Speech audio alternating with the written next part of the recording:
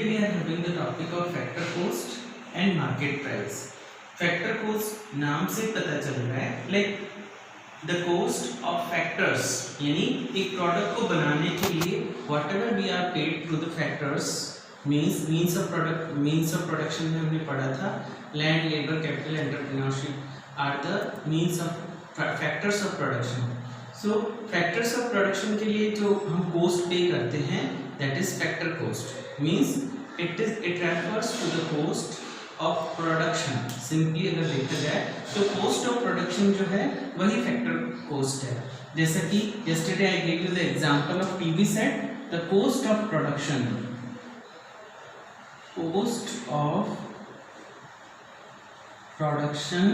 of PV. एक PV बनाने की हमने जो cost बता दी थी that is 10,000 है ना. तो ये जो 10,000 है ये 10,000 ही क्या है factor cost. It means the factor cost refers to the cost of production. Simply देखा जाए तो नाउ द मार्केट प्राइस इससे अलग है. Market price is a price of product which actually sold in the market. मतलब वो price जिस price पर एक्चुअली वो प्रोडक्ट जो मार्केट में बेचा गया है. यानी उस टीवी की प्राइस जो हमने मार्केट में क्या बेची थी that price of TV market में जो बेची थी ना टीवी.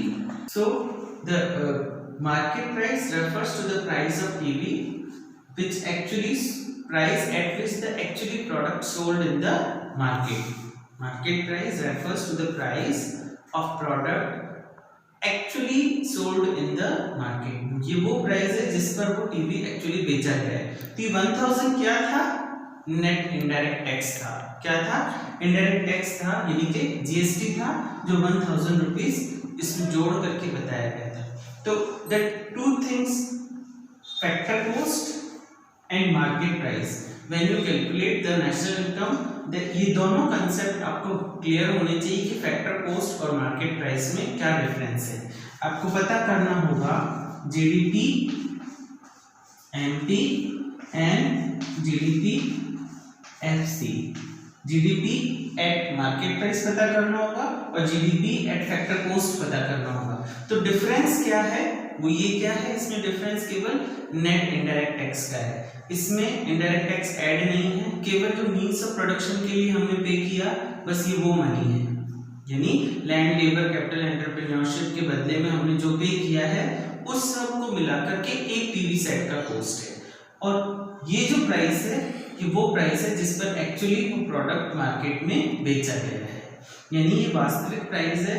अभी ज्यादा क्यों है क्योंकि इसमें टैक्स ऐड है. तो जीडीपी एमपी और जीडीपी एफसी में केवल टैक्स का डिफरेंस होता है ना. यस्टरडे मैंने आपको बताया था एनआईटी का फॉर्मूला बताया था मैंने. Net indirect tax equals to indirect tax minus subsidy. ये मैंने हो सकता है कि टीवी सेट पर कोई सब्सिडी नहीं है लेकिन कोई ऐसा प्रोडक्ट हुआ या आपको क्वेश्चन में सब्सिडी दिया हुआ है और इनडायरेक्ट टैक्स दिया हुआ है तो आप नेट इनडायरेक्ट टैक्स कैसे निकालेंगे. Net indirect tax equals to indirect tax minus subsidy.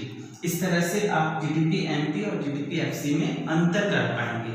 Factor cost से आप क्लियर हो जाइए कि फैक्टर कोस्ट वो कोस्ट है जो मींस ऑफ प्रोडक्शन की कोस्ट है जो हमने मींस ऑफ प्रोडक्शन के को यूज करने के बदले में दिया है. जबकि मार्केट प्राइस एक्चुअली प्राइस है actual price of product. Simply market price refers to the actual price of the product. Factor cost refers to the cost of production. Simple words में अगर कहा जाए तो ये है मीनिंग इनका. और एग्जांपल के थ्रू मैंने बता दिया है कि एक टीवी सेट का 10,000 कॉस्ट ऑफ प्रोडक्शन है जबकि मार्केट में उस प्राइस टीवी की प्राइस 11,000 है. क्यों क्योंकि 1,000 वो टैक्स के रूप में जीएसटी है. यस डोमेस्टिक टेरिटरी नेक्स्ट हमारा चैप्टर है domestic territory. It refers to the political boundaries of a country. इसका सिंपल मीनिंग है एक देश की पॉलिटिकल बाउंड्रीज. जैसे इंडिया का मैप आप सबको पता है तो इंडिया के मैप की जो बाउंड्री है वही क्या कहलाएगी, इंडिया की डोमेस्टिक टेरिटरी यानी पॉलिटिकल बाउंड्रीज ऑफ इंडिया। तो इस पॉलिटिकल बाउंड्रीज के अंदर रहकर के हम जो भी काम करते हैं वो वहाँ के नॉर्मल रेजिडेंट्स कहलाते हैं, और वो नॉर्मल रेजिडेंट्स किसी भी प्रोडक्टिव वर्क में काम कर रहे हैं, किसी गुड्स को प्रोडक्ट कर रहे हैं, किसी सर्विसेज का प्रोडक्शन कर रहे हैं, या गुड्स और सर्विसेज का यूज कर रहे हैं, तो वो उस देश के नॉर्मल रेजिडेंट्स कहलाएंगे। अब डोमेस्टिक टेरिटरी में क्या क्या आता है, इसको हम नेशनल इनकम की कैलकुलेशन के लिए समझ रहे हैं। तो नेशनल इनकम की कैलकुलेशन के लिए इसका वाइडर सेंस है, इसको बहुत ही लार्ज रूप में पढ़ा जाएगा। तो एक एग्जाम्पल में मैंने लिखा है कि वास्तव में डोमेस्टिक टेरिटरी होता क्या है। मैंने लिखा है ships and aircraft owned and operated between 2 और मोर कंट्रीज, तो वो उसका डोमेस्टिक टेरिटरी होगा। कैसे, ऐसी शिप्स या एयरक्राफ्ट जो उस देश के हैं लेकिन अलग अलग देशों में जाते हैं अपने काम के लिए, तो लेकिन अलग अलग देशों में जाने के बाद भी वो कहलाएंगे किसके, जिस देश से वो ऑपरेट हुए हैं, जिस देश के वो हैं। एग्जाम्पल एयर इंडिया का प्लेन्स जो हैं रशिया से जापान जाते हैं और जापान से रशिया आते हैं, लेकिन वो एयर इंडिया के प्लेन्स आएंगे किसमें, domestic territory of India, not Japan और रशिया। ध्यान देंगे अपन, क्योंकि वो प्रॉपर्टी किसकी है, वो airlines property, Indian airlines is the property of India. So वहाँ के प्लेन्स कहीं पर भी जाएं लेकिन वो कहलाएंगे क्या, डोमेस्टिक टेरिटरी ऑफ इंडिया कहलाएंगे। सेम इसी तरह से अगर कोई रशिया का प्लेन है, वो इंडिया से चाइना या इंडिया से रशिया जा रहा है, लेकिन वो डोमेस्टिक टेरिटरी ऑफ जापान कहलाएगा, ना कि इंडिया में आने का मतलब ये नहीं है कि वो प्लेन इंडिया का हो गया। सेम इसी तरह से इंडिया का प्लेन अगर किसी 2 और मोर कंट्रीज में जाता है तो इसका मतलब ये नहीं है कि वो उस देश का प्लेन हो जाएगा, it is the domestic territory of India. Yes, next example में मैंने लिखा है कि डोमेस्टिक टेरिटरी में और क्या हम इंक्लूड करेंगे।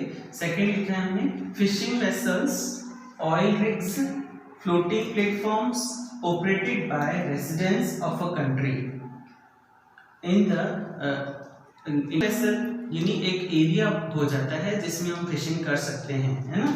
ऑयल रिग्स होते हैं जो इंडियन ऑयल को निकालने की जो ऑयल रिफाइनरीज है, वो हो सकता है कि इंडियन ओशन में है, लेकिन वो ऑपरेटेड किसके द्वारा किया जाता है, अगर वो इंडिया ने ऑपरेट किया है so it is the domestic territory of India. अगर वो ऑयल रिग्स इंडिया की नहीं है, किसी और देश ने ऑयल रिफाइनरी लगा रखी है इंडियन ओशन में, या इंडियन ओशन नहीं, किसी इसी तरह से ओशन जो बाउंड्रीज होती है उसमें लगा रखी है, लेकिन ऑपरेटेड करने वाला कौन है, इसी से आप पता करेंगे कि वो डोमेस्टिक टेरिटरी ऑफ इंडिया है या नहीं है। सिंपल अगर वर्ड्स में कहा जाए तो डोमेस्टिक टेरिटरी पता करने का एक ही तरीका है, आप ये पता करेंगे कि जो भी काम हो रहा है नेशनल टेरिटरीज में वो ऑपरेटेड और अधिकार उस पर किसका है। अगर आपने ऑपरेशन और ऑपरेटेड और ओन्ड का मीनिंग पता कर लिया तो आप सिंपली बता पाएंगे that whether it is domestic territory of India और not. Floating platforms operated by the residents of a country, जिस रेजिडेंस ने उसे ऑपरेट किया है, जिस रेजिडेंस ऑफ अ कंट्री ने उसे ऑपरेट किया है वह उसका माना जाएगा। For an example, Indian fisherman's ने फिशिंग बोट से इंडियन ओशियन में फिशिंग किया है, तो वो किसमें कहलाएंगे, हालांकि इंडियन ओशियन पूरा बहुत बड़ा ओशियन है, अब इसमें जो फिशिंग कर रहा है लेकिन फिशिंग बोट किसकी है, इंडियंस की है, करने वाले भी इंडियंस है, तो वो किसमें आएगा, डोमेस्टिक टेरिटरी ऑफ इंडिया। कहने का मतलब अगर 2 लाइन में लिया जाए, 2 शब्दों में, और बॉटम लाइन में अगर लिया जाए तो domestic territory you can find if you are able to find the operation and owned person, simple. Next मैंने एग्जाम्पल में लिखा है embassies, consulates and military establishments of a country located in abroad. Abroad मतलब विदेश। ऐसे जो consultants हैं, जो एम्बेसीज हैं, मिलिट्री एस्टेब्लिशमेंट्स हैं, अगर वो अब्रॉड में हैं लेकिन ओन्ड और ऑपरेटेड इंडिया से किए जाते हैं, then it will be considered in the domestic territory of India. For an example, Indian consultancy in Russia is the domestic territory of India, क्योंकि वो जो इंडियन कंसल्टेंसी है वो ओन्ड और ऑपरेटेड इंडिया से की जाती है। दैट इज वाई अगर वो रशिया में है तो भी वो डोमेस्टिक टेरिटरी ऑफ इंडिया है, क्योंकि वो काम किसके लिए कर रही है, इंडिया के लिए, और वो उसका मालिक कौन है, इंडिया, उसका ऑपरेशन किसके हाथ में, इंडियन गवर्नमेंट के हाथ में। तो क्यों ना कि वो भले रशिया में है लेकिन ओन और ऑपरेशन जहाँ से किया जाता है वो उस देश की डोमेस्टिक टेरिटरी कहलाती है। Like American embassy in India it's not a part of domestic territory of India. क्यों? क्योंकि मैंने नाम क्या लिया है, अमेरिकन एम्बेसी। जब नाम मैंने अमेरिकन एम्बेसी लिया है इट मीन्स उसको किसने ऑन किया है, अमेरिका ने। ऑपरेशन किसका है, अमेरिका। तो भले ही वह इंडिया में है लेकिन वो डोमेस्टिक टेरिटरी ऑफ इंडिया नहीं होगा, it will be the domestic territory of America.